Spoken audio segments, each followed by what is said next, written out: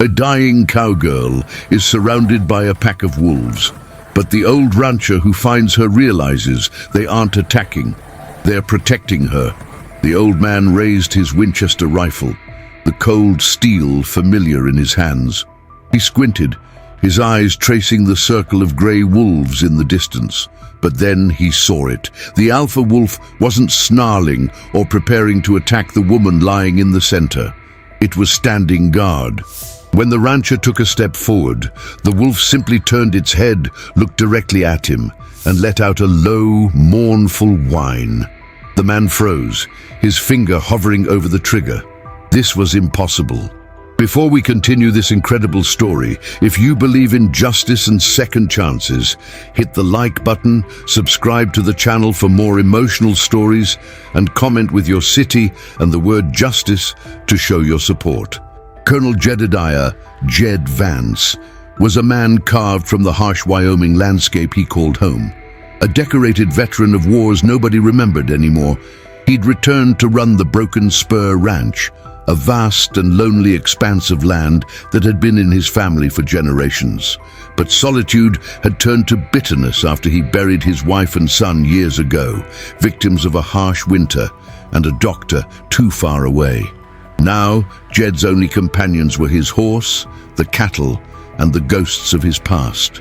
His world was one of routine and silence, a fortress he'd built to keep the pain out. That morning he was checking the northern fence line, a routine task after a brutal overnight storm. That's when he heard the howling. It wasn't the sound of a hunt, it was different, more like a vigil. He'd spurred his horse, expecting to find the remains of a stray calf. Instead, he found the impossible scene. A young black woman, unconscious and shivering violently on the cold ground, encircled by a pack of grey wolves. Jed's first instinct was pure pragmatism. This was not his problem. He had enough of his own. He should turn around, ride back to his house, and let nature take its course. It was the law of the plains. The weak don't survive. He'd learned that lesson the hard way. He started to pull on the reins, but he couldn't look away. The woman was wearing worn-out rancher's clothes, her hands calloused and strong. But she was burning with a fever he could feel even from a distance. A fever that was about to kill her. The alpha wolf watched his every move, its yellow eyes intelligent, pleading.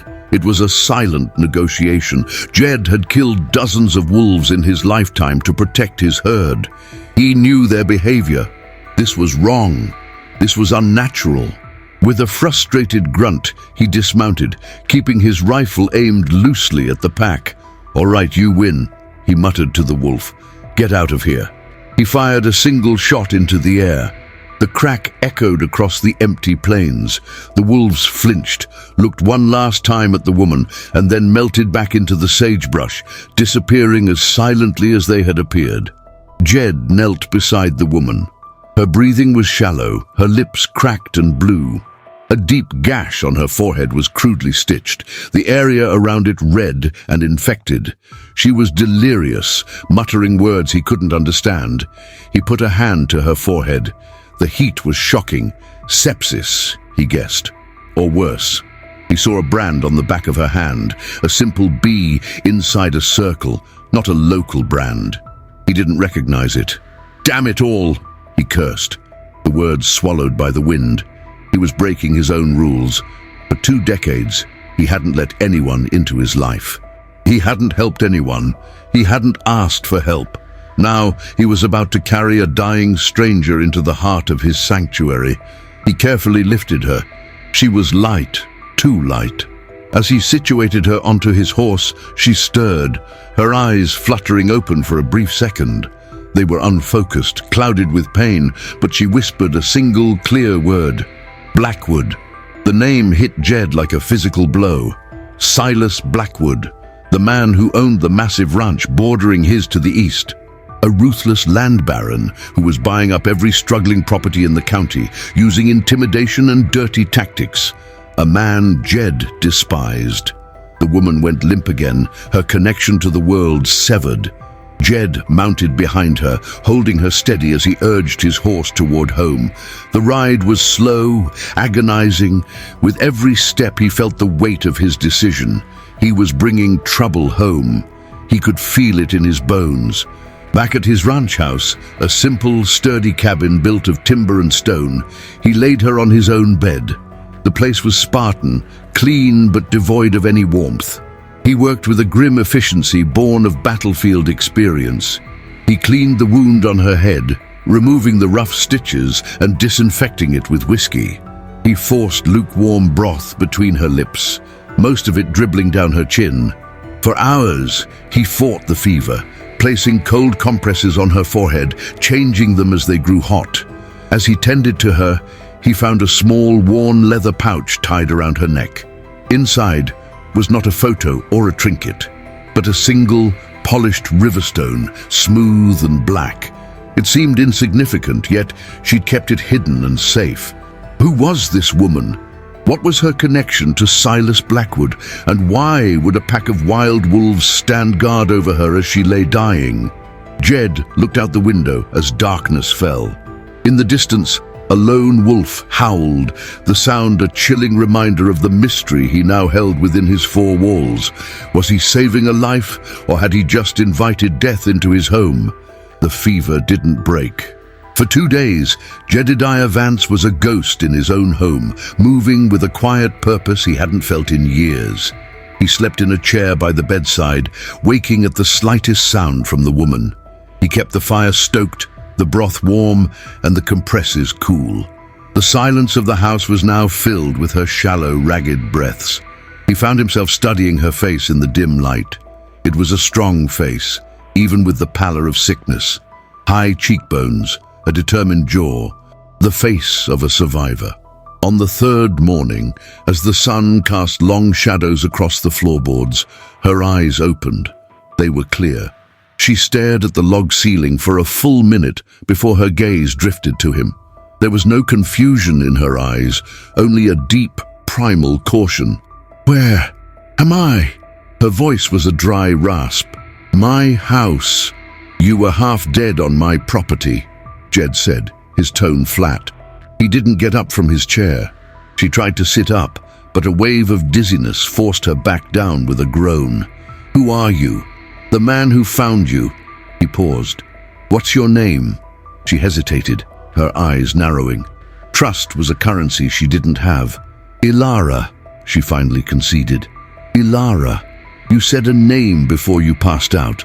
Blackwood." The reaction was immediate. A flicker of fear crossed her face, so potent it was like a physical blow. She pressed her lips together, saying nothing. Her silence was a louder answer than any words could be. "That brand on your hand," Jed pushed, gesturing with his chin.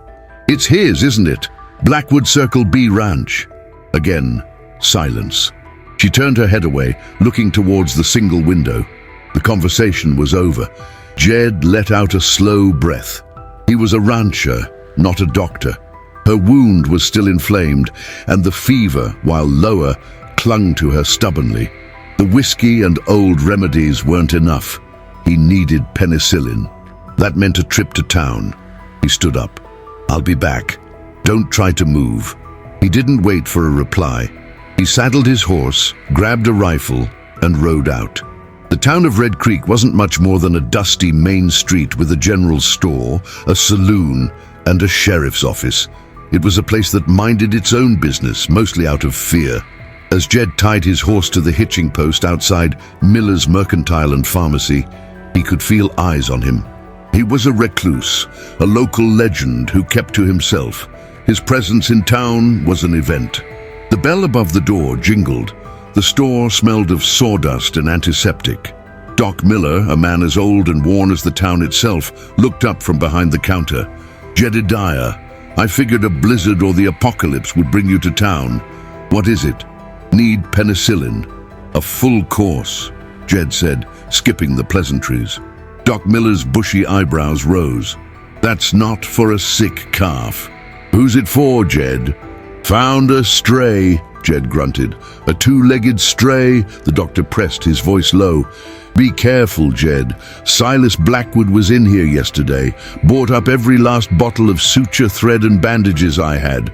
Said one of his hands had an accident and then ran off. He wasn't happy. Jed's jaw tightened. The accident involve a crudely stitched head wound? Doc Miller's face went grim. Worse than that, I'd wager. Blackwood's a snake. He's been squeezing folks out of their land for years. The law won't touch him. Sheriff Brody is practically on his payroll. As if summoned, the bell jingled again. Sheriff Brody walked in, his hand resting on the butt of his pistol. He was a big man who'd gone soft in the middle, his face perpetually flushed. He nodded at the doctor, then his eyes landed on Jed. "Vance, didn't expect to see you. Needed supplies," Jed said evenly. "Right," Brody grunted, not believing it for a second. He leaned against a barrel of nails. "Say, Jed, you're out there on the edge of everything. You see anything unusual the last few days? Blackwood's missing a hand. A young woman caused a bit of trouble and took off." Jed met his gaze, his face an unreadable mask of stone. "Coyotes have been busy. Found a half-eaten deer near my fence line. Nothing more." The sheriff stared at him, searching for a lie. But Jed had spent years perfecting an expression of pure indifference. Brody eventually looked away. "Well, if you see her, you let me know. Blackwood's offering a reward, and he's mighty particular about getting his property back." The emphasis on property made Jed's stomach clench. Brody left. Doc Miller quietly slid a box of penicillin and some sterile bandages into a paper bag. "No charge," he whispered. "You be careful, Jed. You're crossing a man who doesn't leave witnesses." The ride back to the ranch was tense. Every shadow seemed to hold a threat. He wasn't just nursing a stranger back to health anymore. He was hiding a fugitive. He was standing between her and a man who treated people like cattle. When he got back, Ilara was sitting up in bed, a glass of water in her trembling hand. She looked stronger. He set the bag down on the nightstand. "The sheriff was asking about you," he said without preamble. "Said Blackwood's missing a ranch hand. He called you property." Ilara's eyes flashed with a fire he hadn't seen before. "I'm not his property," she hissed, "and I'm not missing, I ran." Jed prepared a syringe, his movements precise and economical. "Why?" She watched him, her suspicion warring with a desperate need to talk. The solitude of her ordeal was breaking. "He's a monster. He promised my father work, a place to live after our farm failed. We came here from Montana. We worked for him for a year." Her voice cracked. "My father, he saw things. Blackwood rebranding stolen cattle, cheating men out of their wages. He was going to go to the state marshals." Jed injected the penicillin into her arm. She barely flinched. "What happened to him?" Jed asked, already knowing the answer. Tears welled in her eyes, but she refused to let them fall. "Blackwood arranged an accident with a bull. It wasn't an accident. It was a message. He told me I could keep working, that my father's debt was now mine. He thought I'd be too scared to do anything." She took a shaky breath. "But I found my father's ledger. He wrote everything down. Dates, names, brands, the proof. I took it and I ran." Jed processed the information. Blackwood wasn't just a ruthless businessman. He was a murderer, and Ilara held the evidence that could destroy him. "Where is this ledger?" "I hid it," she said, her eyes darting towards the window. "Before they caught up to me. Before his foreman hit me and left me for dead." Suddenly, a sound cut through the quiet afternoon. It was faint at first, then grew steadily louder. The distinct mechanical rumble of a truck engine grinding its way up the long private dirt road that led to Jed's isolated ranch. It wasn't the doctor, it wasn't the mailman. Jed's hand went instinctively to the Winchester he'd left leaning against the wall. Ilara's face went pale with terror. "They found me," she whispered. "They found us. Get down, now!" Jed's voice was a low command, stripped of all emotion. It was the voice of a soldier, not a rancher. He grabbed the Winchester and moved toward the door, his steps silent on the wooden floor. Ilara, fueled by adrenaline, swung her legs out of the bed. The room spun, but she fought it, grabbing the bedpost for support. "Where?" she whispered, her voice trembling. Jed pointed to a thick bearskin rug in the center of the main room. "Root cellar. The handle is under the edge. Don't make a sound. Don't even breathe." He didn't help her. He stood watch at the window, a sentinel tracking the approach of the enemy. Ilara scrambled across the floor, her body weak but her will iron. She found the cold iron ring and pulled. A heavy trapdoor lifted with a low groan. The smell of damp earth rose from the darkness. She slipped inside, pulling the heavy door down over her head, plunging herself into absolute blackness. Jed kicked the rug back into place just as the truck's engine cut out, silencing the planes. The silence that followed was heavy, expectant. Then, the slam of two truck doors. Heavy boots crunched on the gravel outside. A sharp knock rattled the cabin door. Jed took a slow breath, composed his face into a mask of annoyed indifference, and opened it. Sheriff Brody stood on the porch, looking uncomfortable. Beside him was a tall, wiry man with a scar that cut through his left eyebrow and a cruel twist to his lips. Jed recognized him instantly. Kane, Blackwood's foreman, the man who had likely attacked Ilara. A third, younger man stayed by the truck, his hand resting on a holstered pistol. "Vance," Brody started, trying for a friendly tone. "Sorry to bother you out here." "Then don't," Jed replied, his eyes fixed on Kane. He kept his body framed in the doorway, blocking their view inside. Kane stepped forward, his arrogance a palpable force. "We're looking for someone. A girl ran off from the ranch. We have reason to believe she came this way." "Lots of things come this way," Jed said, his voice flat. "Mostly coyotes and bad weather. I handle both myself." "This is a little different," Kane sneered. "She stole something from Mr. Blackwood. He wants it back. And her. I haven't seen anyone." Jed's lie was as solid and unmovable as the mountains on the horizon. Brody shifted his weight. "Look, Jed, nobody wants any trouble. Blackwood's got trackers. They followed her scent to the edge of your property, right to that northern fence line where the storm took the wires down. Then they lost it." Jed's mind raced. The wolves. They hadn't just protected her. Their presence had masked her trail from Blackwood's men and their dogs. "My land is my land, Sheriff," Jed said. "You know the rules." "We just want to take a quick look inside," Kane insisted, trying to peer around Jed. "Just to be sure. It'll take 5 minutes." Jed stared at Kane for a long moment. Refusing would be an admission of guilt. He had to play the part of the cranky old man who had nothing to hide. He sighed, a theatrical display of irritation. "Fine, but you wipe your damn boots first. I just swept this floor." The small act of defiance threw Kane off for a second. He scowled but scraped his boots on the mat. Brody followed, looking apologetic. They stepped into the Spartan cabin. The air was thick with tension. Jed watched their eyes, tracking every glance. Kane's gaze swept the room, lingering on the single bed, the empty chair beside it. "Living a quiet life out here, old man," Kane commented, his tone mocking. "It's quiet until people like you show up." Jed shot back. Brody nervously cleared his throat. "We'll just check the bedroom. Standard procedure." Jed nodded, his heart hammering against his ribs. He followed them into the small room. The bed was unmade, the blankets thrown back. A glass of water sat on the nightstand. Kane's eyes narrowed, pointing at the glass. "Expecting company?" "I get thirsty at night," Jed said without missing a beat. Kane ran a hand along the pillow. He was searching for a stray hair, a scent, anything. Jed prayed the lingering smell of antiseptic from the penicillin wasn't noticeable. In the main room, he could hear the floorboards creak directly over the root cellar. He held his breath. "She was hurt bad, they said," Jed offered, a calculated risk. "Feverish. If she made it this far, the cold would have finished her off long before she reached my door. You're wasting your time." He delivered the lines with the cold pragmatism of a man who understood the harsh realities of the wild. His logic seemed to register with Brody. It made sense. A wounded, sick woman wouldn't survive a night in the open. They were chasing a ghost. Kane, however, wasn't convinced.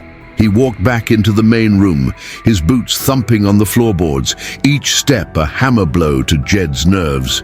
He stopped right on top of the bearskin rug. He kicked at its edge. "Nice rug," he said, his eyes locked on Jed's.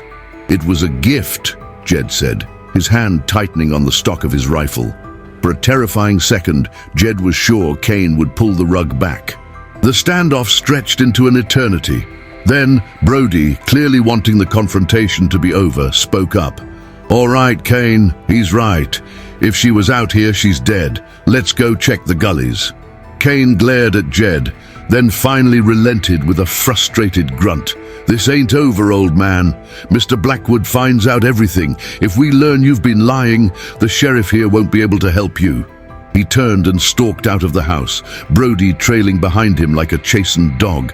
Jed watched from the doorway as they got back in their truck, kicked up a cloud of dust, and drove away. Only when the sound of the engine had completely faded did he bolt the door and sag against it, the adrenaline leaving him weak. He waited a full 5 minutes before moving the rug and lifting the trap door. Ilara emerged, covered in dust and cobwebs, her face pale but her eyes blazing. "Thank you," she breathed, the words heavy with a new, profound respect. Jed just nodded, his mind already moving to the next problem. They'll be back. Their trackers will find something eventually. A scuff mark, a broken branch. They won't stop. He looked at her, the reality of their situation settling in. "You said you hid the ledger." She nodded, taking a steadying breath. "Yes, I knew they were on my trail. I couldn't risk them finding it on me." "Where?" Jed's voice was urgent. This was no longer just about hiding her. It was about fighting back. The ledger was the only weapon they had. Ilara's expression turned grim. "It's in the last place they would ever think to look.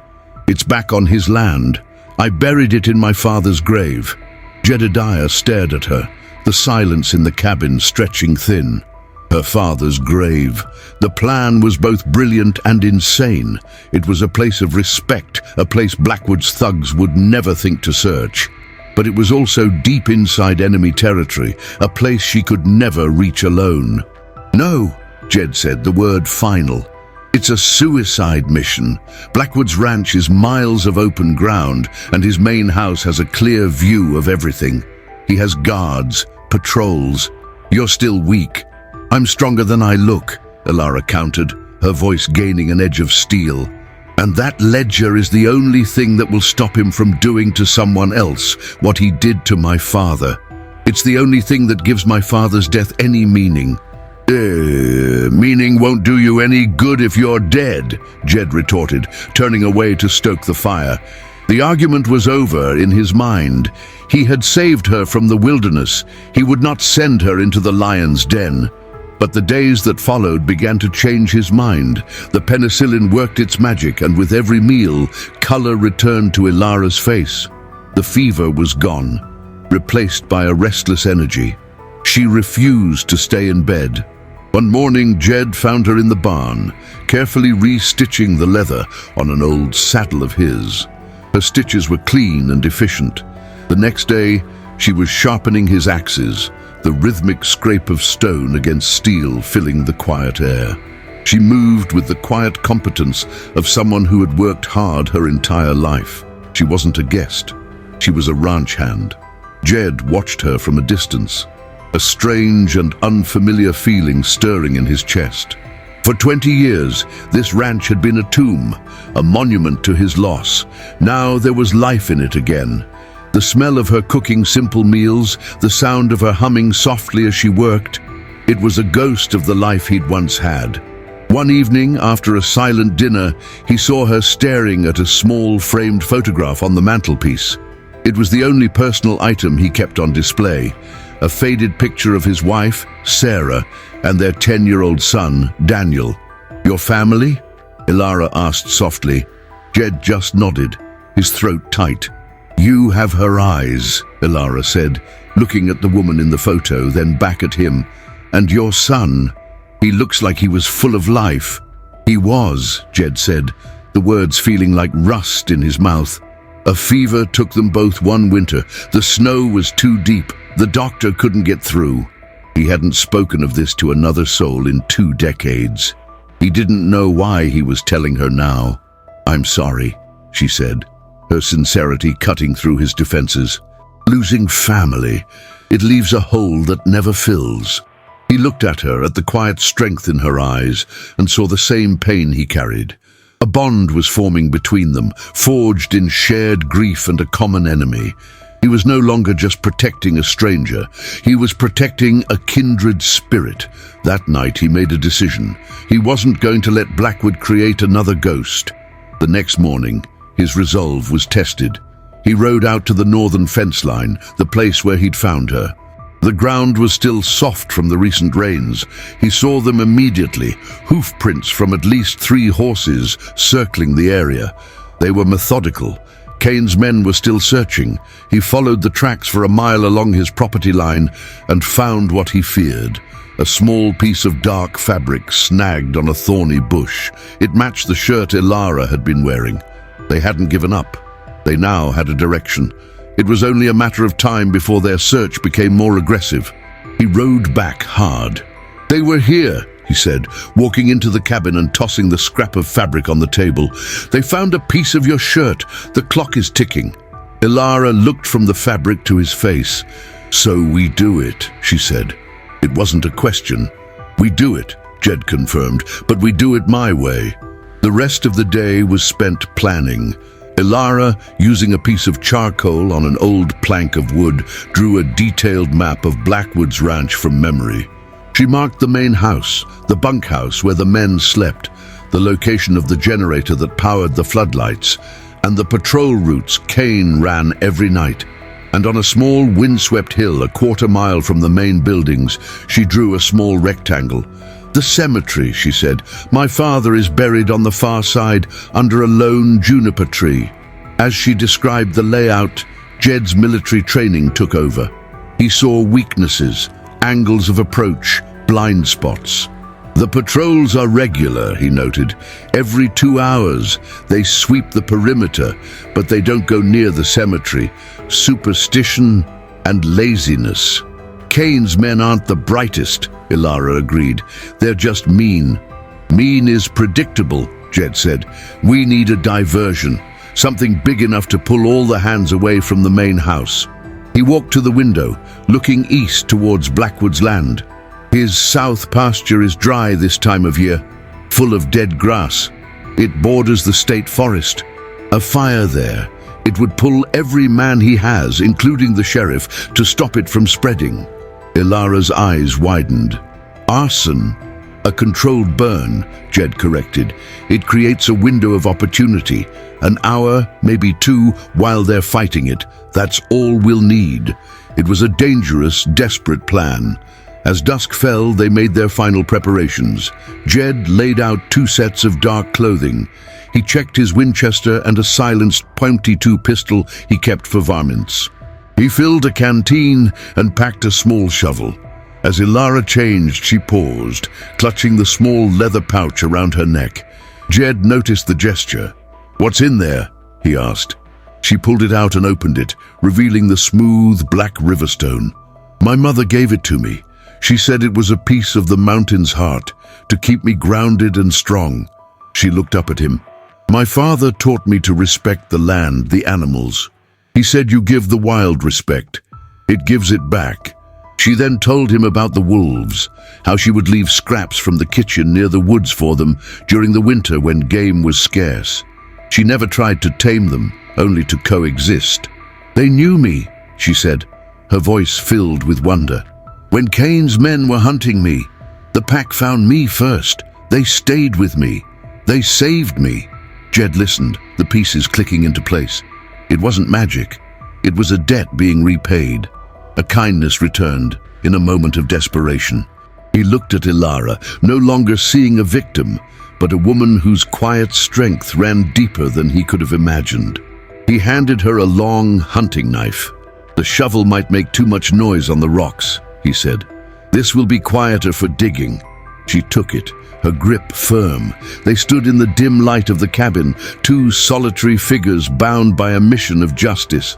The fortress of solitude Jed had built around himself for 20 years had been breached, and now he was about to march out of it, ready for war.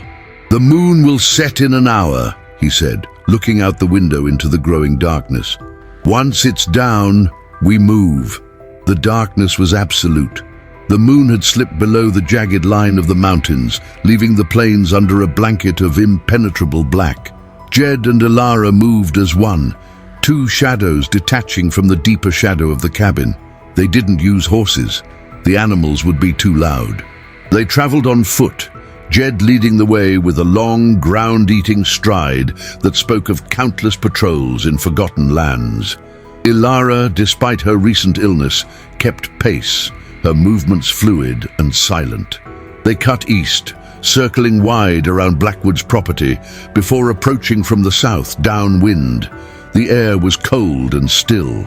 After an hour of tense, silent hiking, they reached the edge of the south pasture. It was a tinderbox, just as Jed had predicted. Miles of dry yellow grass waiting for a spark. "Stay here," Jed whispered, his voice a dry rasp in the silence. "If I'm not back in 20 minutes, you run. Go west. Don't stop." Ilara nodded, her eyes wide in the dark. She clutched the hunting knife, its cold handle a small comfort. She watched Jed melt into the darkness, a small flask of gasoline in his hand. The minutes crawled by, each one an eternity. She listened for any sound, a shout, a gunshot, but heard only the whisper of the wind through the dead grass. Then a faint orange flicker in the distance. It grew with shocking speed. A line of fire erupted, a hungry orange serpent slithering across the plains. It was perfectly placed, far enough from any buildings to be containable, but close enough to be an immediate, undeniable threat. For a moment, there was nothing. Then a distant bell began to clang frantically at the Blackwood ranch. Lights snapped on in the bunkhouse. Shouts carried on the wind. Headlights from two trucks cut through the darkness as they roared to life and sped towards the fire.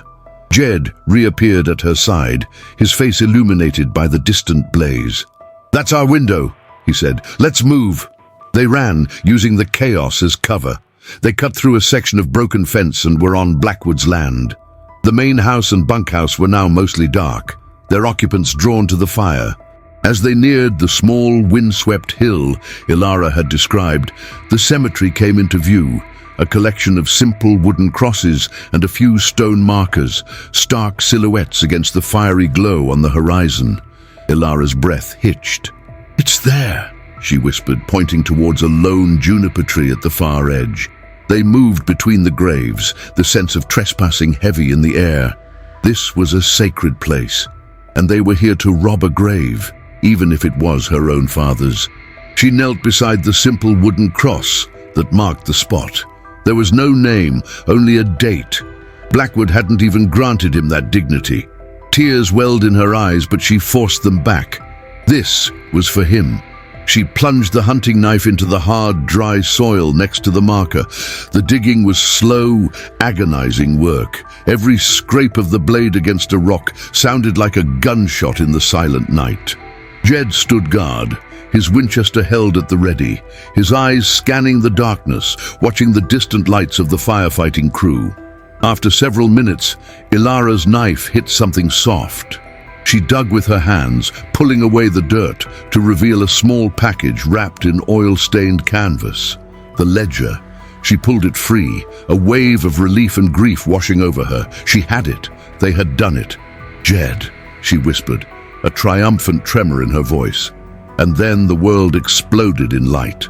A massive floodlight from the top of Blackwood's barn snapped on, bathing the entire cemetery in a harsh white glare. They were completely exposed, pinned like insects in a jar. "Well, well," a voice boomed through the sudden silence, amplified by a bullhorn. "Look what the old coyote dragged in." Kane stood on the porch of the main house, the bullhorn in one hand. Sheriff Brody was beside him, looking sick to his stomach. Two other ranch hands stood in the shadows, rifles in their hands. "I had a feeling you weren't just a nosy old man," Kane's voice echoed across the field. "And you," he said, the bullhorn now pointed at Ilara, Coming back to steal from the dead. You have no shame. Jed pushed Ilara behind him, raising his Winchester. It's over, Cain. Let us walk and you'll never see us again. Cain laughed, a harsh, ugly sound. Oh, it's over, all right, but not for me. Mr. Blackwood is very grateful. He knew you'd come for that little book. He just didn't know when. So I've been sleeping in his office every night watching this hill. He paused. Now you're going to put that rifle down, and the girl is going to walk that book right over to me. Then we'll see if the sheriff can find your bodies in that fire tomorrow. Brody flinched but said nothing. He was a prisoner as much as they were. Ilara clutched the ledger to her chest. No, she said, her voice shaking but defiant. Never. Wrong answer, Cain spat. He gave a nod to one of his men. The crack of a high-powered rifle split the night. Dirt exploded at Jed's feet. It wasn't a killing shot, it was a warning. The next one wouldn't miss. Jed's mind was a flurry of calculations. They were outgunned, out of position, with no cover.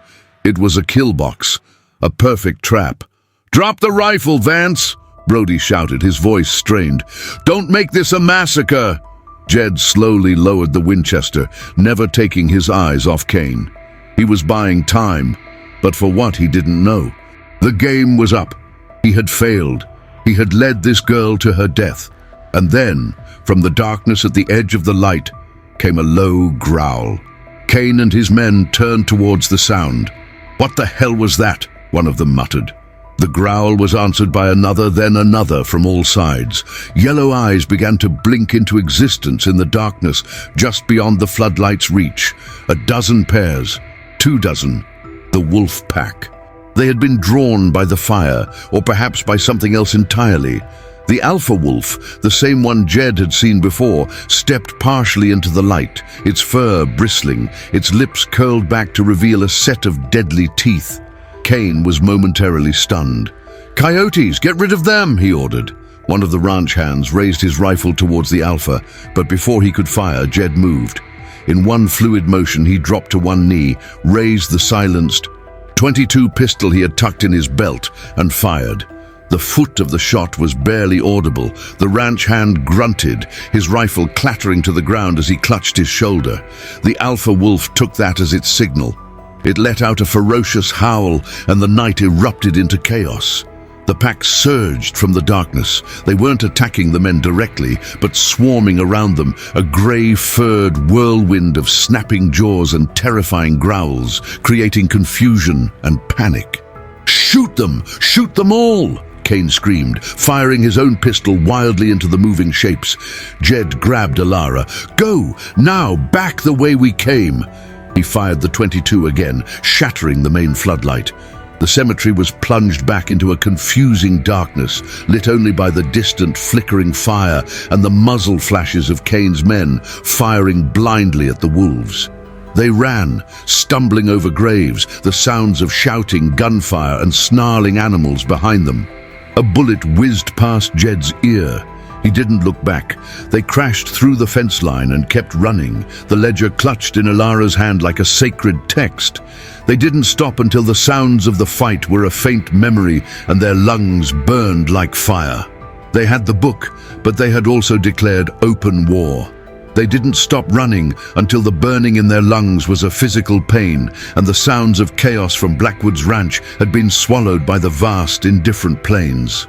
Jed finally pulled them to a halt in the shelter of a rocky outcropping, a dark scar on the land that offered minimal cover but was better than nothing. Ilara collapsed against a boulder, gasping for air, her knuckles white as she clutched the canvas-wrapped ledger to her chest. "We can't stay here," Jed panted, his own breath ragged. He scanned their back trail, his eyes narrowed, searching for the telltale beams of flashlights. "They'll send trackers at first light." "The wolves," Ilara breathed. "They saved us. Again." Jed nodded, a flicker of something unreadable in his eyes. He had spent a lifetime viewing the animals as pests, as threats to his livelihood. Now, he owed them his life. They bought us time. Nothing more. He looked at the ledger in her hands. Let's see if it was worth it. With trembling fingers, Ilara unwrapped the oilcloth. The book inside was a simple, cheap accounts ledger. its cover worn and soft. She opened it. The pages were filled with her father's neat, precise handwriting. It wasn't just a list of numbers, it was a detailed indictment. The first few pages were legitimate ranch business, but then the entries began to change. Columns listing cattle purchases from ranches that had mysteriously gone bankrupt were followed by notes in a simple code. Henderson Ranch, fenced cut, herd scattered, bought for pennies. Another entry. Miller's Well, contaminated, forced sale.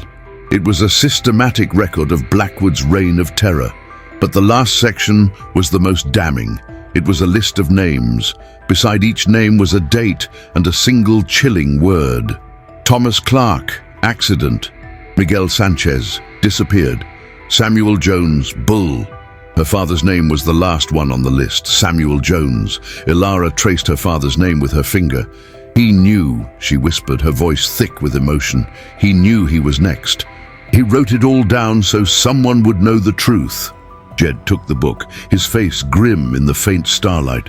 This is more than cattle rustling. This is a list of murders. He closed the ledger. The weight of it felt immense. It was a weapon, but a weapon that would get them both killed if they couldn't get it into the right hands. We can't go back to my ranch. It's the first place they'll go. They'll burn it to the ground looking for us. The words hung in the air. Jedediah Vance, a man who had barricaded himself in his home for 20 years, was now homeless, a fugitive. He looked over at Ilara, who was staring at him, her expression a mixture of fear and fierce determination. He felt no regret. For the first time in a long time, he was fighting for something more than just his own bitter survival. Back at the Circle B cemetery, chaos reigned. The fire in the south pasture was now a raging inferno, painting the sky a hellish orange. Cain kicked a wooden grave marker, splintering the old wood. The ranch hand Jed had shot was groaning on the ground, clutching his bleeding shoulder. Sheriff Brody was pacing back and forth, his face pale and sweaty. The wolves had vanished as quickly as they appeared, leaving only a sense of primal fear behind. An old man and a girl, Cain roared, his voice raw with fury. They made fools of us, of me. He grabbed Brody by the front of his shirt, shoving him against a stone monument. And you just stood there. Your gun was for decoration. They had wolves, Brody stammered, his eyes wide with terror. It wasn't natural. I don't care if they had a damn dragon, Cain spat, his face inches from the sheriff's. You were supposed to be the law. You were supposed to handle this. He threw Brody to the ground. Get on the radio. Call your deputies. I want roadblocks on every highway out of this county. No one gets through. Brody scrambled for his radio, his hands shaking too much to work the buttons properly. Cain turned away in disgust and pulled out his own phone. He hesitated for a second, dreading the call he was about to make. He took a deep breath and dialed. Sir, he began, his voice suddenly stripped of all its earlier bravado. It was the voice of a servant addressing his master. There was a complication. He listened for a long moment, his face growing paler. Yes, sir. Vance. The old man from the broken spur and the girl, Ilara. They have the ledger. Cain flinched as if struck. They had help. Wolves, sir, I swear. No, I'm not drunk. He listened again, nodding frantically.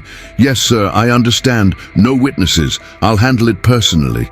It won't happen again, Mr. Blackwood, I promise. He hung up the phone, his hand trembling with a fear far greater than any wolf pack could inspire. He looked at the wounded man on the ground, then at the terrified sheriff. His orders were clear. Silas Blackwood did not tolerate failure, and he did not leave loose ends. Get him in the truck, Cain ordered another hand, gesturing to the wounded man. And you, he said, turning to Brody, your career, and probably your life, depends on finding them before the sun comes up. Blackwood wants that book, and he wants their heads. Cain walked over to the open grave. He stared into the shallow hole where the ledger had been hidden. He saw not just dirt and rocks, but the grave of his own career if he failed. He would not fail again. He would hunt them down, and he would tear the plains apart to do it. As the first hint of dawn began to grey the eastern sky, Jed and Ilara were miles away, hidden in a dense thicket of trees near a dried-up creek bed. They had moved all night, putting as much distance as possible between themselves and Blackwood's ranch. "They'll have roadblocks up," Jed said, his voice low. "Brody will have every deputy he's got looking for us. We're trapped in this valley." Ilara looked down at the ledger, then back at him. "So what do we do? We can't just hide here forever." "No," Jed agreed. "We need an ally. Someone they won't suspect. Someone who can get that book to the outside." His mind settled on the only person in Red Creek who had shown him any decency. "Doc Miller." Ilara's brow furrowed. "The doctor? Can we trust him?" "He warned me about Blackwood," Jed explained. "He knows what's going on. More importantly, he's respected. He has reasons to travel. He can get out of the county without raising suspicion." The plan was simple, but the execution would be nearly impossible. They had to get from their hiding place to Red Creek, a town that would be crawling with Brody's men and Blackwood's spies, all without being seen. "It's a 10-mile walk," Jed said, studying the terrain. "We can't use the roads. We'll have to stick to the ridges and gullies. It will be slow going. We'll move tonight." He looked at Ilara. The exhausted, feverish woman he had found only days ago was gone. In her place was a hardened survivor, her eyes clear and focused. The bond between them was no longer just about survival. It was about a shared purpose. He had stepped into her fight, and in doing so, had found a reason to fight again himself. "Get some sleep," he told her, handing her the canteen. "You'll need it." As Ilara found a sheltered spot to rest, Jed took up a watch position, his Winchester across his lap. He looked out over the vast, hostile landscape that was now his battlefield. He was old, he was outnumbered, and he was being hunted by a man with unlimited resources and no morals. But he had the truth in his possession, and a promise to keep to the young woman sleeping a few feet away. For Colonel Jedediah Vance, the long, lonely war was finally over. The real war had just begun. The day passed in a tense, watchful silence. Jed stayed awake, his senses on high alert. Twice he saw the glint of sunlight off a truck's windshield on a distant road. Once, a small plane, likely chartered by Blackwood, flew a low grid pattern over the valley. They were being systematically hunted. Every instinct Jed had honed in combat screamed that they were exposed. As dusk began to bleed across the sky, he gently woke Ilara. "Time to move," he said, his voice a low whisper. She was instantly awake, her hand going to the ledger tucked inside her shirt. "Did you see anything?" "Enough," Jed replied. "They're casting a wide net. They'll find this spot eventually." They ate the last of their meager rations, a piece of jerky and a few sips of water, and set out. The journey to Red Creek was a brutal test of endurance and nerve. They moved through the landscape like ghosts, sticking to the shadows, using the terrain for cover. Jed moved with an innate understanding of the land, while Ilara followed, her ranch-honed stamina serving her well. As they crested a ridge overlooking the town, the sight was disheartening. Red Creek was lit up like a prison camp. Sheriff Brody's patrol cars were stationed at both ends of the main street, their lights flashing intermittently, cutting lazy circles in the darkness. Men who were clearly Blackwood's ranch hands, not deputies, stood on street corners, their rifles held openly. The town was under occupation. "They're not just watching the roads out of the county," Jed muttered, his voice tight with anger. "They've locked down the whole town. They're trying to flush us out." "How do we get to Doc Miller?" Ilara asked, her voice barely audible. His pharmacy was right on the main street, the most heavily watched part of town. Jed scanned the layout of the small town, his mind working through tactical possibilities. Not through the front door. The back of his shop faces an alley. All these old buildings have coal cellars. If we can get into the alley, we might find a way in. Getting to the alley was the first impossible task. They had to cross a wide, open field that separated the wilderness from the edge of town.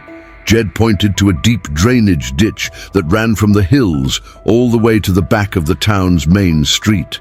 "It'll be full of snakes and who knows what else," he said. "But it's our only shot. It should give us cover almost all the way to the alley." They descended from the ridge and slipped into the ditch. It was a dark, claustrophobic tunnel of earth and rock, the air thick with the smell of decay. They moved slowly, their feet sinking into mud, their hands brushing against unseen things in the darkness. More than once, Ilara had to stifle a gasp as something slithered away from their feet. But they pushed on, their shared goal overriding their fear. After what felt like hours, the ditch ended abruptly at a retaining wall. Above them, they could hear the low hum of the town and the occasional crunch of boots on gravel. They were at the back of the main street. Jed cautiously poked his head over the edge. The alley was 50 feet away. Between them and their destination was a small, open yard behind the saloon, illuminated by a single bare bulb hanging over the back door. A lone guard stood there, smoking a cigarette, his rifle leaning against the wall beside him. Jed ducked back down. "One guard! We have to take him out, silently." He looked at Ilara, his face set. "Stay here. When you hear a scuffle, count to 5, then run for the alley. Don't look back." Before she could protest, he was gone, a predator moving through the shadows. Ilara crouched in the ditch, her heart pounding a frantic rhythm against her ribs. She strained her ears, listening. She heard the crunch of gravel as the guard shifted his weight. Then, a sudden muffled grunt followed by a soft thud. She counted. 1, 2, 3, 4, 5. She scrambled out of the ditch and ran. Her feet felt like lead, and the 50 feet of open ground seemed like a mile. The light felt as bright as a spotlight. She expected a shout, a gunshot at any second, but nothing came. She reached the dark mouth of the alley and flattened herself against the cold brick wall, gasping for breath. A moment later, Jed was beside her, his breathing steady, his face unreadable. They moved down the alley, checking the back of each building. They found Doc Miller's place, a simple wooden door with a small, grimy window. It was locked tight. Below the window, however, was a small iron grate covering a coal chute that led down into the cellar. It was old and rusted. "This is it," Jed whispered. He pulled a tire iron he'd taken from the guard's discarded gear and began to work on the grate. The sound of metal scraping against metal was terrifyingly loud in the quiet alley. Each creak and groan of the rusted hinges sent a fresh wave of fear through Ilara. Finally, with a loud snap, the lock broke. Jed lifted the grate. The chute was a black, vertical hole. "I'll go first," he said. "I'll break your fall." He slipped into the opening and disappeared. Ilara heard him land with a soft thud in what sounded like a pile of soft coal dust. She took a deep breath, clutched the ledger, and followed him into the darkness. They found themselves in a small, musty cellar that smelled of coal dust and old paper. A steep wooden staircase led up to a trapdoor in the ceiling. Jed listened at the door for a full minute before he slowly pushed it open. They emerged into the back room of the pharmacy, a cramped space filled with shelves of herbs and medical supplies. A dim light shone from under the door that led to the main shop. Jed moved to the door and knocked softly, a specific rhythm. 2 quick taps, a pause, then one more. It was an old military signal. A moment later, they heard the sound of a bolt being drawn. The door opened a crack, and Doc Miller's weary face appeared in the gap. His eyes widened in shock when he saw them. "Jedediah? Good God, man, the whole county is looking for you," he whispered, quickly pulling them inside and bolting the door behind them. The main shop was dark, the windows covered with heavy blinds. "We know," Jed said. "We didn't have anywhere else to go." Ilara stepped forward, pulling the ledger from her shirt. "Doc, my father, Samuel Jones. He kept a record of everything Blackwood did." She handed him the book. "We need your help to get this to someone who can't be bought. State marshals, a real judge, anyone." Doc Miller took the ledger, his hands shaking slightly. He put on his reading glasses and opened it under the light of a small desk lamp. As he read, the color drained from his face. He flipped through the pages, his expression shifting from shock to horror and finally to a cold, hard anger. He looked up, his eyes meeting Jed's. "I knew he was a crook," the doctor said, his voice trembling with rage. "I didn't know he was a butcher." He closed the book and looked at them, his decision made. "I make a monthly trip to Cheyenne for medical supplies. They all know it. Brody's men won't think twice about it. I can get this to the state capital." Suddenly, a loud banging on the front door of the pharmacy made them all freeze. "Doc Miller," a voice shouted. It was Kane. "Open up. The sheriff needs to ask you a few questions." Panic flashed in Doc Miller's eyes. He looked from the front door to Jed and Ilara, then to the ledger on his desk. He was a healer, not a fighter. Kane's voice, dripping with menace, echoed through the quiet shop. "Back in the cellar. Now," Jed commanded in a low, urgent whisper. He snatched the ledger from the desk. There was no time to argue. He pushed Ilara towards the back room, and Doc Miller, jolted into action, followed. "Doc, keep them busy," Jed ordered. "Tell them you were asleep. Anything. Just buy us time." Doc Miller nodded, his face pale but resolute. He took a deep, calming breath, straightened his shirt, and walked towards the front of the shop. Jed and Ilara slipped back into the storage room, closing the door just enough to see a sliver of the main room. The banging came again, louder this time. "Miller, I know you're in there. Hold your horses. I'm coming." Doc Miller's voice was impressively steady, laced with the annoyance of an old man woken from his sleep. He fumbled with the locks, making it sound authentic, before finally opening the door. Kane pushed his way inside, followed by Sheriff Brody, who looked even more miserable than before. "Taking your sweet time, Doc," Kane sneered, his eyes scanning the dark shop. "What were you doing, counting pills?" "I was sleeping, which is what decent folk do at this hour," Doc Miller retorted, his tone sharp. "What in God's name is so important that you have to break my door down?" "We're looking for the fugitives," Brody said, his voice weary. "Vance and the girl. We have reason to believe they might try to contact you for medical supplies." "The whole town is on lockdown because of a retired rancher and some runaway girl," Doc Miller scoffed, feigning disbelief. "Doesn't Silas Blackwood have better things to do with his money than paying you boys for overtime?" Kane took a step closer, his face inches from the doctor's. "Watch your mouth, old man. We found one of my men out behind the saloon with his throat bruised and his gear missing.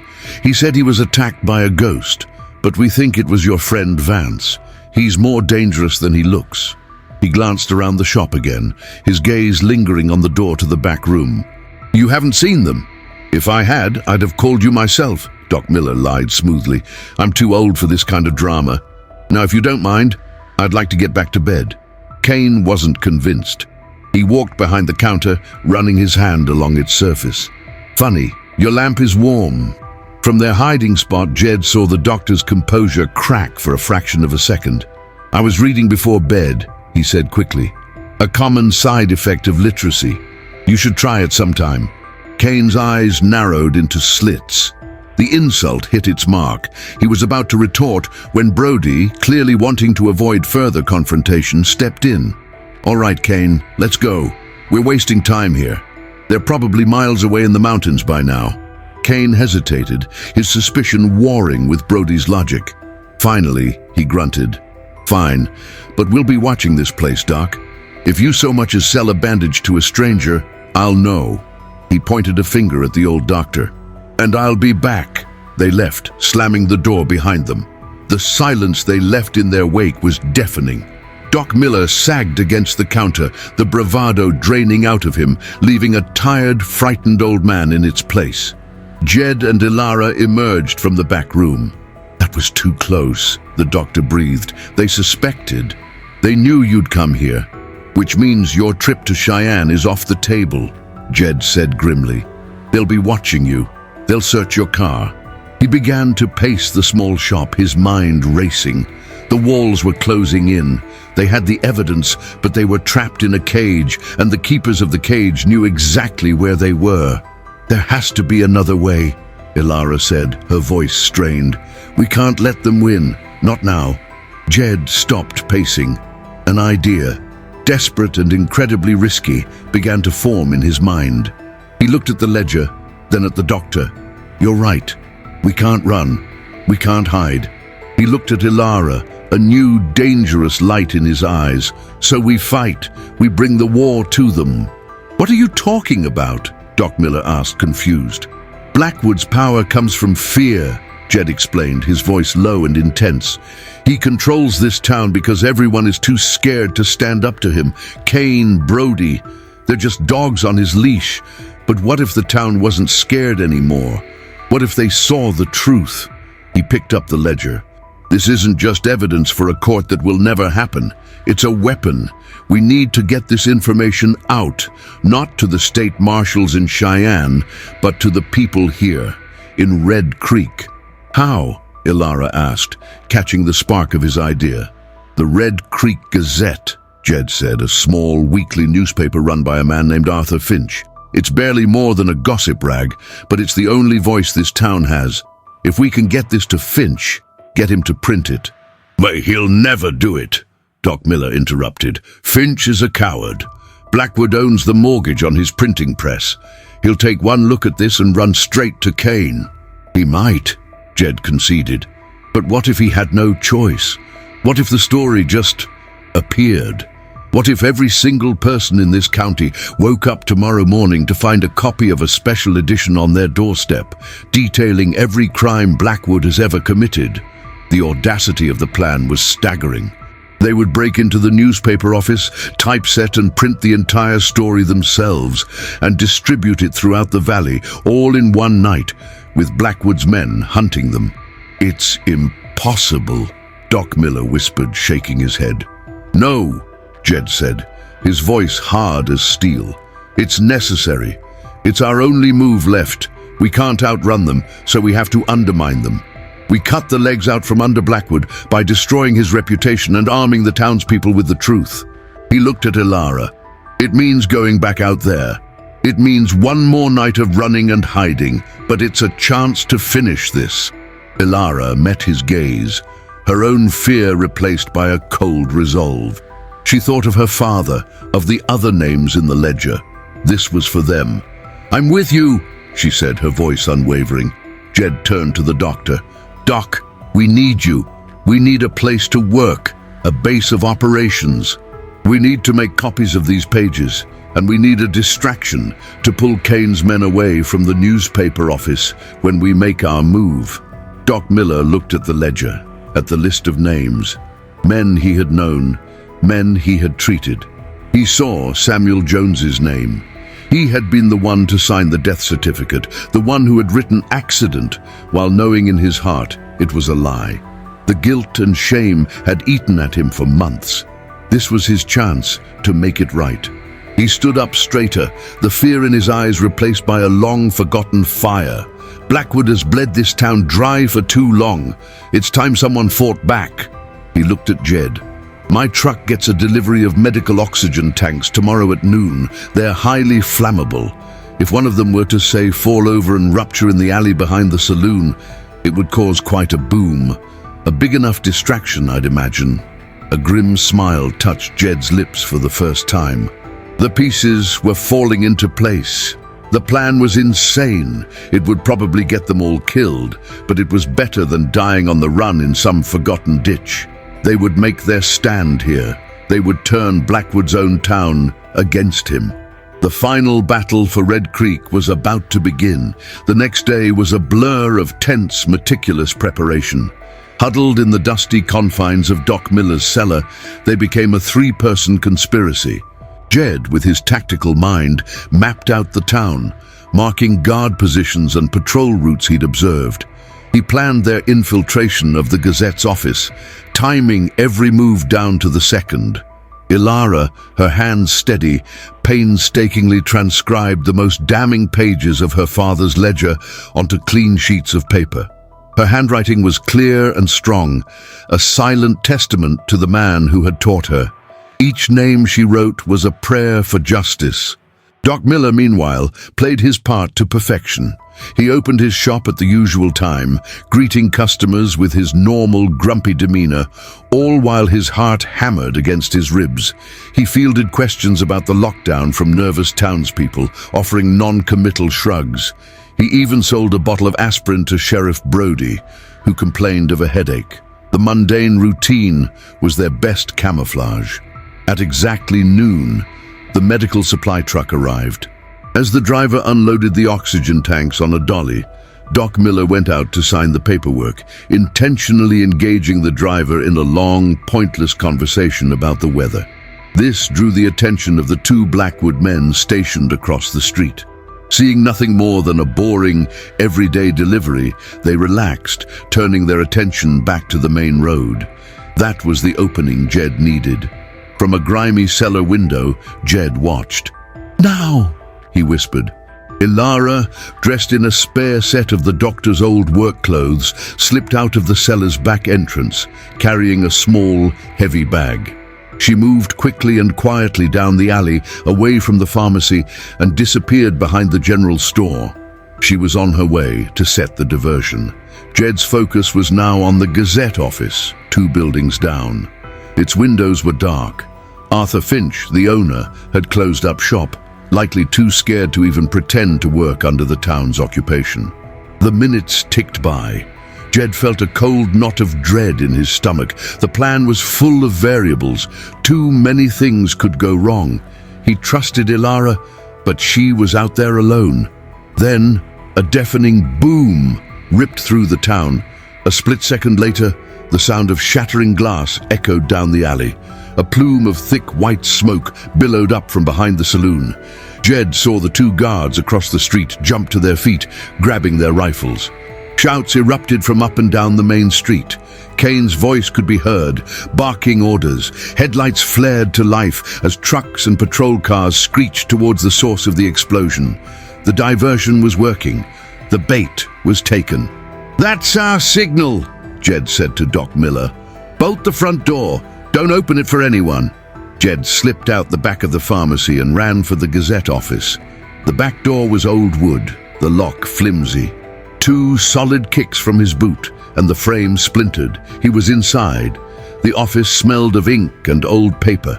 In the center of the room stood the massive, silent printing press. He immediately went to the front windows, peering through the blinds. The main street was in chaos. Most of Blackwood's men were now gathered near the saloon, trying to figure out what had happened. It was the perfect cover. A moment later, Ilara slipped in through the broken back door, her face smudged with dirt but her eyes bright with success. "It worked," she breathed. "They think it was a gas leak." "It won't keep them busy forever," Jed said, turning his attention to the press. "Let's get to work." Neither of them knew the first thing about operating a printing press. It was a complex beast of gears, rollers, and trays of lead type. But Ilara's father had been a man who believed in knowing things, and he had once explained the basics of typesetting to her. With her memory and Jed's mechanical intuition, they began the painstaking process. They worked with a desperate, frantic energy. Ilara called out the letters from her transcribed notes, and Jed, his large, calloused fingers surprisingly nimble, picked the lead type from the trays and set them in the frame. It was slow, tedious work. Every minute that passed felt like an hour. Outside, the sounds of the commotion began to die down. They were running out of time. Finally, the first page was set. The headline was simple and bold. The Blackwood Ledger, a decade of theft and murder in Red Creek. They inked the rollers and fed a sheet of newsprint into the machine. Jed turned the heavy crank. The press groaned to life, and the first copy slid out. It was smudged and imperfect, but it was legible. It was the truth in black and white. "We need hundreds of these," Ilara said, her voice a mix of awe and urgency. They worked faster, a silent, efficient team. The pile of printed pages grew. They were just finishing the last batch when they heard it. The sound of a truck pulling up in the alley behind the office. "They're here," Jed said, his voice grim. He grabbed his Winchester. "Get these papers. Go out the front. Leave them on every doorstep you can. I'll hold them off." "No," Ilara said, grabbing a heavy wrench from a nearby toolbox. "We do this together." The back door crashed open. A large figure was silhouetted against the dim alley light. It was Sheriff Brody. He had his gun drawn, but he wasn't pointing it at them. His face was a mask of terror and conflict. "He's coming," Brody stammered, his voice shaking. "Kane, he figured out the diversion was a fake. He's coming for you. He knows you're here." "Then get out of the way, Sheriff," Jed said, raising his rifle. "You don't understand," Brody pleaded. "Blackwood's on the phone with him. His orders, he said no witnesses. Not even me." The realization had finally dawned on the corrupt sheriff. He was just as disposable as everyone else on Blackwood's list. Footsteps crunched in the alley behind him. Kane appeared in the doorway, a shotgun in his hands. He saw Brody standing between him and his targets, and a look of pure contempt crossed his face. "I knew you were a coward, Brody," Kane snarled. "Get out of the way." "No," Brody said, his voice surprisingly firm. He turned, raising his pistol to face Kane. "It's over." Kane just laughed. The blast from his shotgun was deafening in the enclosed space. Sheriff Brody was thrown backward into the printing press, his one act of defiance ending in a bloody final instant. Before Kane could chamber another round, Jed fired the Winchester. The shot hit Kane in the chest, spinning him around, but Kane was wearing a heavy vest. He grunted, stumbled, but didn't fall. He raised the shotgun again, a murderous grin on his face. Just as he was about to fire, Ilara lunged from the side, swinging the heavy wrench with all her might. The steel tool connected with Kane's head with a sickening crack. He dropped the shotgun, his eyes rolling back in his head, and collapsed in a heap on the floor. For a moment, there was only the sound of their own ragged breathing and the drip of ink from the press. They had won, but the victory was bloody and incomplete. They could hear more trucks arriving out front. Blackwood's entire force was descending on them. They were trapped. Jed grabbed a stack of the freshly printed papers. "The back way is blocked. We have to go through the roof." He pointed to a maintenance ladder leading to a skylight. "This ends now, one way or another." Jed scrambled up the rickety ladder, the stack of newspapers tucked under one arm. He kicked open the skylight and hauled himself onto the flat tar paper roof. Below, the main street was swarming with Blackwood's men, their figures like angry ants in the glow of their truck headlights. They were surrounding the building, cutting off all escape. Ilara was right behind him, her face determined, the wrench still clutched in her hand. "What now?" she yelled over the shouting from below. Jed didn't answer. He ran to the edge of the roof, looking down on the assembled thugs. He wasn't looking for an escape route. He was looking for a target. Then he saw him. A black luxury sedan had pulled up, and from it stepped a man in a pristine white Stetson hat. Silas Blackwood. He had come to oversee the kill himself. "Blackwood!" Jed's voice, honed by years of battlefield commands, boomed across the street, cutting through the noise.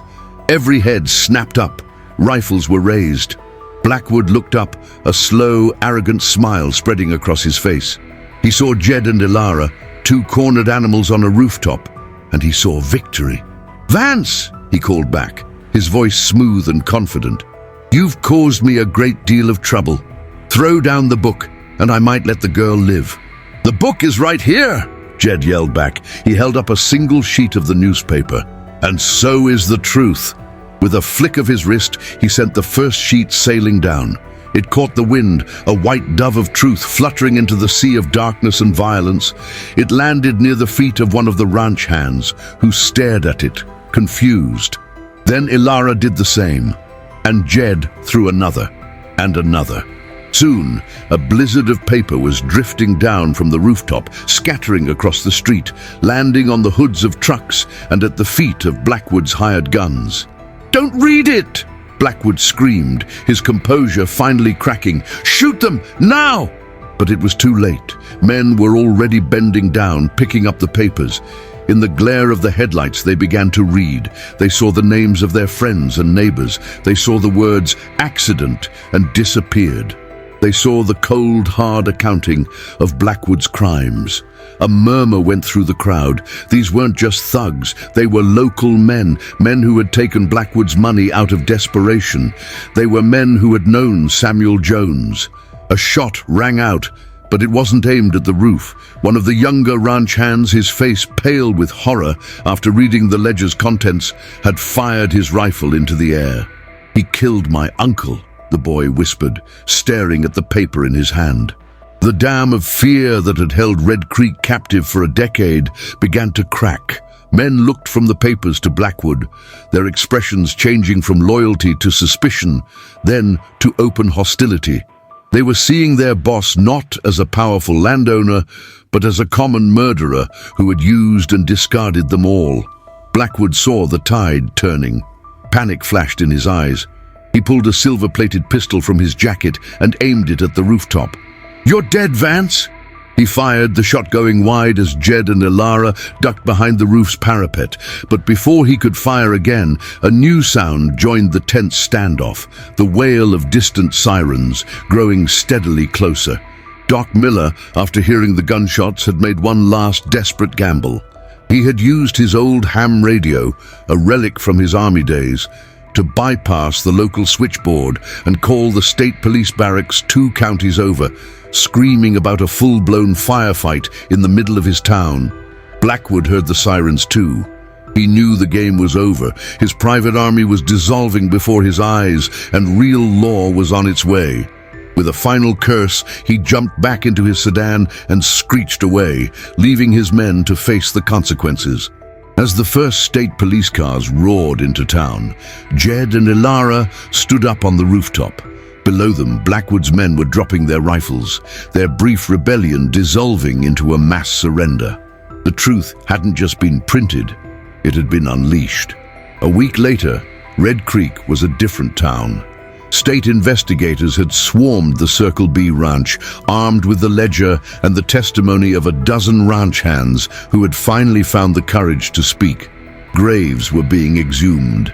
Arrest warrants were issued. The empire Silas Blackwood had built on fear and blood was being dismantled piece by piece. Jedediah Vance stood on the porch of his cabin. It was still standing.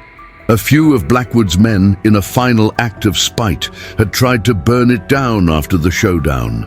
But a sudden, unexpected downpour had extinguished the flames, leaving only blackened scorch marks on the log walls. A scar, not a mortal wound. Ilara came out of the cabin, carrying 2 mugs of coffee. She handed one to Jed. She had spent the last week giving statements to the investigators, her voice clear and steady as she told her father's story. "They think they have him cornered," she said, looking out at the plains. "A federal task force tracked him to a private airfield in Montana."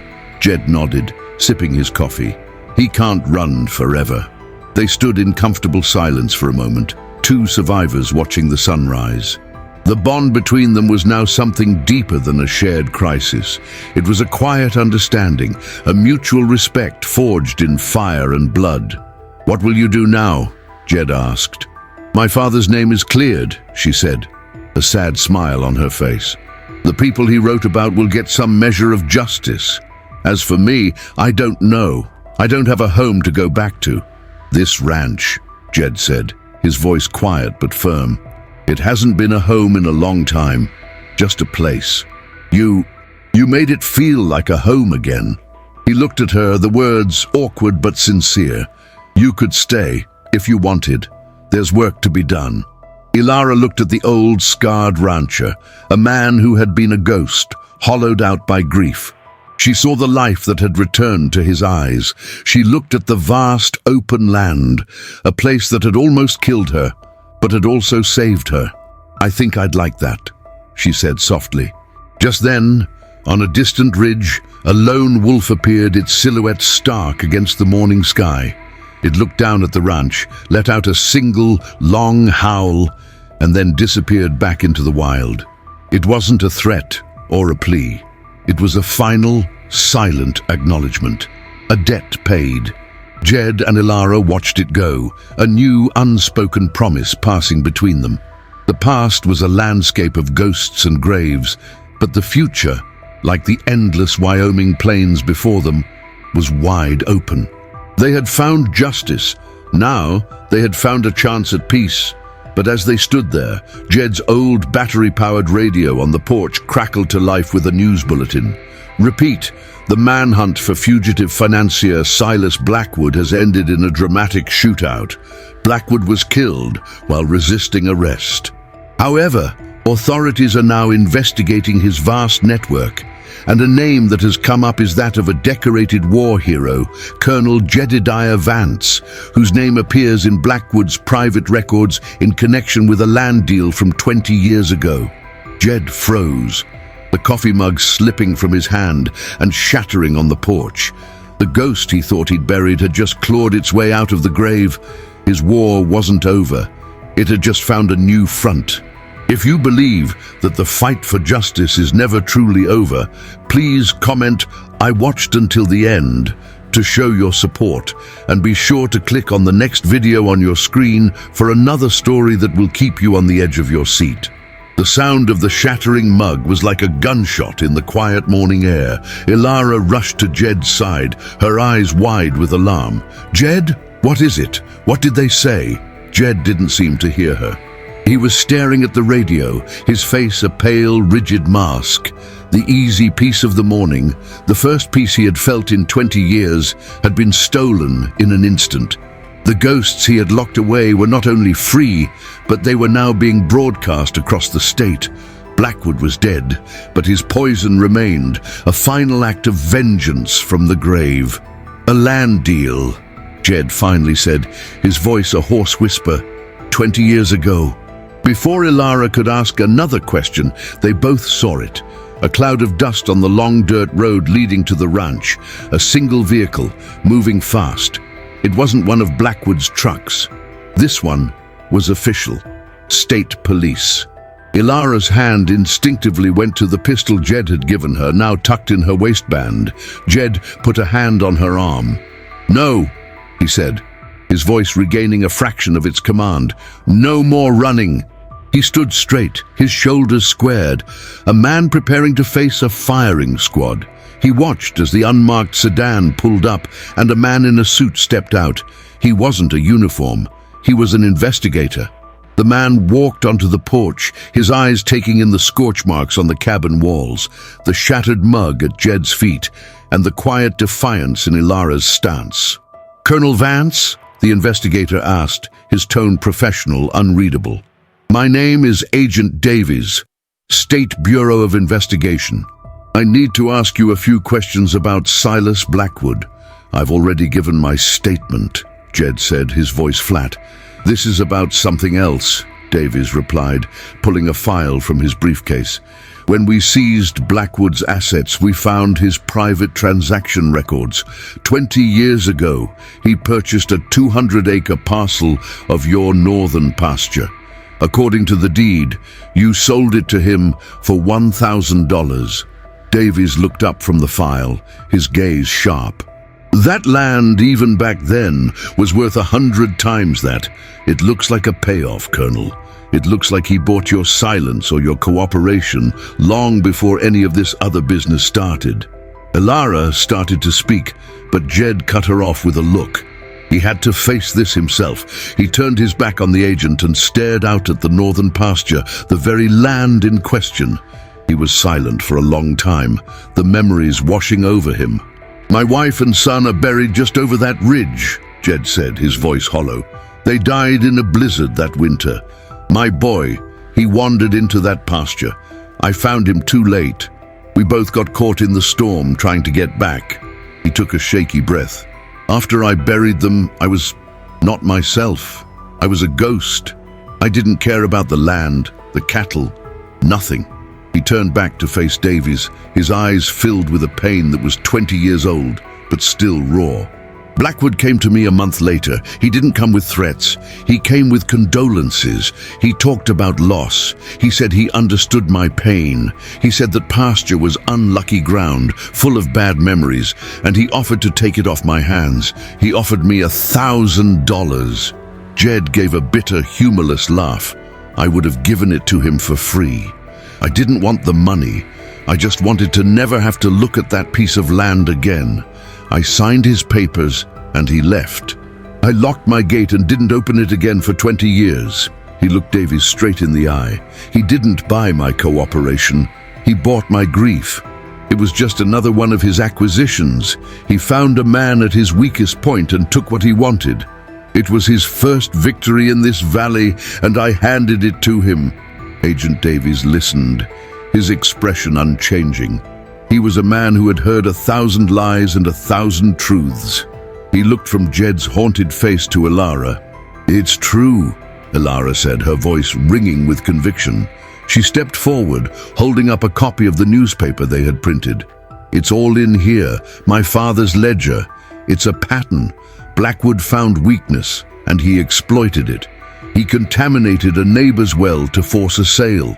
He cut fences to scatter another man's herd. With my father, he used a man's debt to control him. With Jed, he used a man's broken heart. It's the same crime, just a different weapon." Davies took the newspaper, his eyes scanning the headline. He looked back at the file in his hand, then at Jed. He saw the truth in the old soldier's eyes, a truth that no legal document could hide. He saw the pattern Ilara had described. This wasn't a conspiracy, it was the origin story of Blackwood's evil. He closed his file. Blackwood's entire empire was built on fraudulent transactions and coercion, Davies said, his voice now holding a note of finality. "This looks like the first and cruelest one of all. Your testimony will be required, Colonel, but as a victim, not a suspect." He gave a slight nod. "You have my condolences for your loss." Then and now. The agent turned and walked back to his car, leaving them alone on the porch. The final ghost had been faced. The last of Blackwood's poison had been drawn out. 6 months later, the Broken Spur Ranch was broken no more. The scorch marks on the cabin had been sanded away and the wood restained. The fences were mended. A small herd of new cattle grazed peacefully in the distance. Jed stood by the corral, watching Ilara work with a young filly. She moved with a quiet confidence, her bond with the animal immediate and obvious. She was a natural, a true cowgirl. The ranch, once a silent tomb, was now filled with the sounds of life. He walked over to her carrying a newly painted wooden sign. "I think it's time," he said. She smiled, wiping sweat from her brow. "Are you sure?" "A name is a promise," he replied, "and this place isn't broken anymore." Together, they took down the old weathered sign that read Broken Spur Ranch. In its place, they hung the new one. The lettering was simple and clean. Riverstone Ranch. Ilara reached up and touched the small, smooth stone she still wore around her neck. "For my mother," she said softly, "and for my father. A piece of the mountain's heart to keep us grounded." Jed looked at the sign, then at Ilara. The deep lines of grief on his face had softened. He was still a man carved from the harsh landscape, but he was no longer alone in it. He had found a stray, a dying woman protected by wolves, and in saving her, he had saved himself. The solitary colonel and the vengeful cowgirl had found more than just justice in the ashes of Blackwood's empire. They had found a home, together. And so, under the vast Wyoming sky, the Broken Spur Ranch was finally healed, reborn as the Riverstone Ranch. A testament not to what was broken, but to what is strong, grounded, and enduring.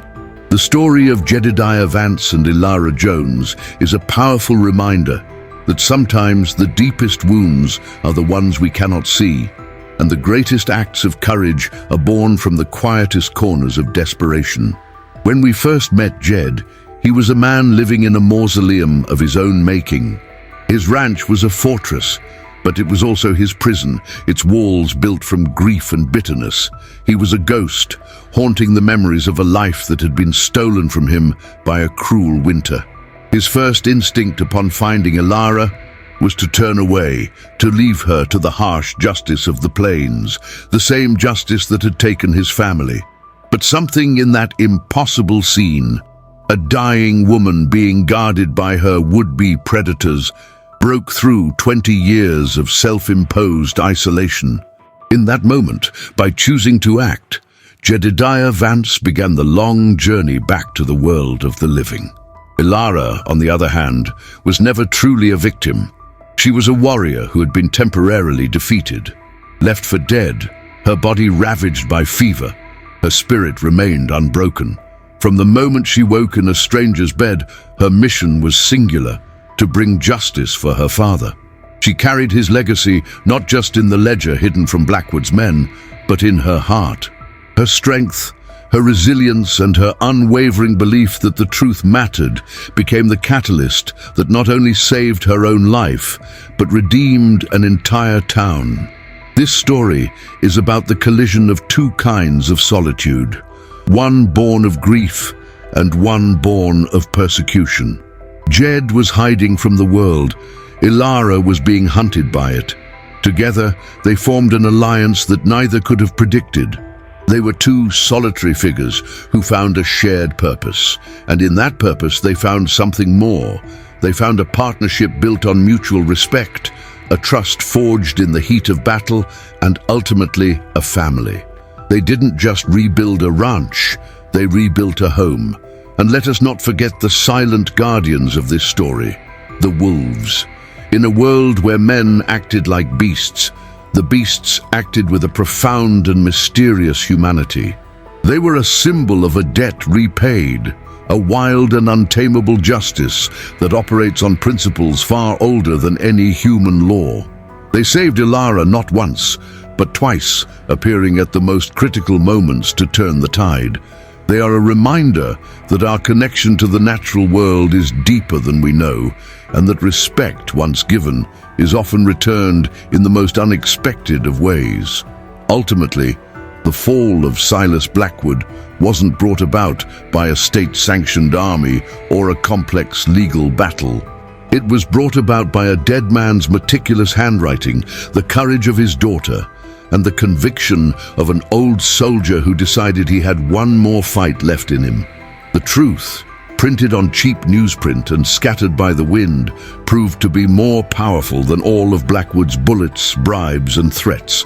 It armed the people of Red Creek with the one weapon fear cannot conquer, knowledge, and it set them free. The journey of Jed and Ilara shows us that heroes are not always found on battlefields or in headlines. Sometimes they are found on lonely stretches of fence line, in the quiet determination of a grieving daughter, and in the steadfast loyalty of an old doctor who chooses to do the right thing. It is a story that proves that even from the most barren ground, even from a heart hardened by loss, new life and a fierce, improbable love can grow. If this story of courage, justice, and the healing power of an unlikely bond has touched your heart, please take a moment to hit the like button. And if you want to be the first to see more emotional and powerful stories like this one, make sure you subscribe to our channel and ring that notification bell. We have an incredible community here of people who believe that truth and courage can change the world. To show that you are part of this community, and that you followed Jed and Ilara's incredible journey from that fateful morning on the plains to their final victory, please support us by commenting with the words, "I watched until the end." Thank you for being here with us. But the journey doesn't have to end now. There is another incredible story waiting for you right on your screen. It's a tale of a forgotten promise that comes back to haunt a powerful CEO, proving that no one can outrun their past. Click on that video right now, and let's continue to explore the extraordinary power of the human spirit together. We will see you there.